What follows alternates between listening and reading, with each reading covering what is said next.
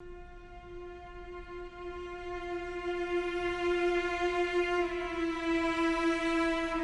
father told me the story of the War of Glory, that he was an officer in the German army, a tank officer, an elite officer. The stories that I heard from him was glory, battle, the knight in shining armor, tanks rolling into battle. So for me as a child, 6, 7, 8 years old, that was a sign that my father was a hero, a war hero, and I should be proud of him.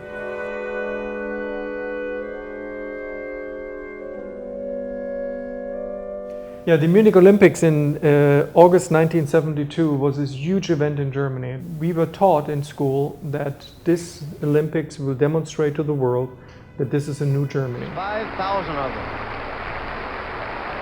symbolizing peace, brotherhood, sportsmanship, which is certainly much in evidence here today. This is not the Germany of 1936 when Adolf Hitler abused the Olympics for propaganda purposes. I remember at home, my parents invited friends over. We sat all in the TV room. There was one TV in the home. Everybody's watching the openings, and all the teams paraded into the stadium with the flags.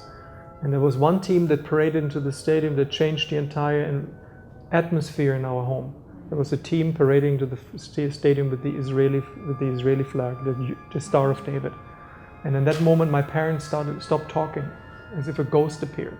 10 days later, this team that so proudly paraded into the stadium was brutally attacked by a group of Palestinian terrorists. 2 Israelis were murdered, 1 escaped, the remainder taken hostage. And the next day in the newspaper was this picture that changed the direction of my life.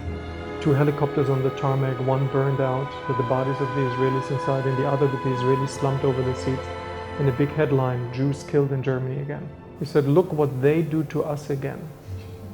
The victims as the perpetrators. And in school we heard a different story, that it's important to understand that we as Germans, what we did to the Jews in the Second World War, which I didn't know.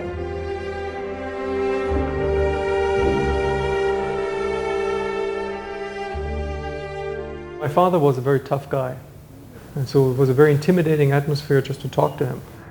But I asked him, I said, Father, what did you know about the Holocaust? A normal question of a 14-year-old, 15-year-old. And he denied it. He said it never happened, it's a lie. And so gradually over the course of several years, I approached him and tried to get the truth out of him, because I suspected that he did something. And the truth came out. Slowly but surely he told me. He told me that he knew about the Holocaust.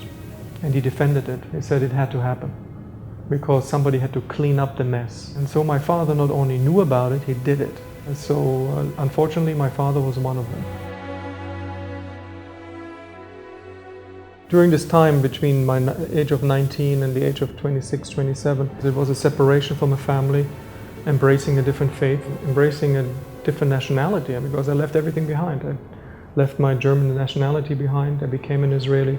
I left my Christian faith behind, I became a Jew, became an Israeli citizen, served in the army. It was a total break with my family. I had to leave, I had to go.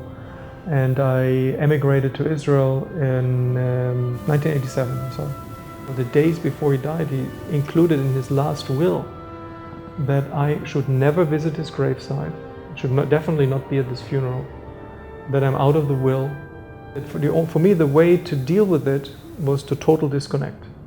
Not talk about my past, not to have any connection with my family, build my own life, form my own family, in order to stay sane. 20 years later after his death, I visited his grave for the first time. I took my son. My parents' grave, it's a joint grave, is located right next to the wall that separates the Christian cemetery in Bamberg from the Jewish cemetery. So how ironic. And when I told my son standing there, I said, look, this is the sign, this is the lesson that I can teach you, that history will always cast its shadow. So it's better to deal with history being alive, doing it proactively, and stepping out of the shadow and learning history's lessons. My father never did that. And so literally, he rests in the shadow of history for eternity, even today.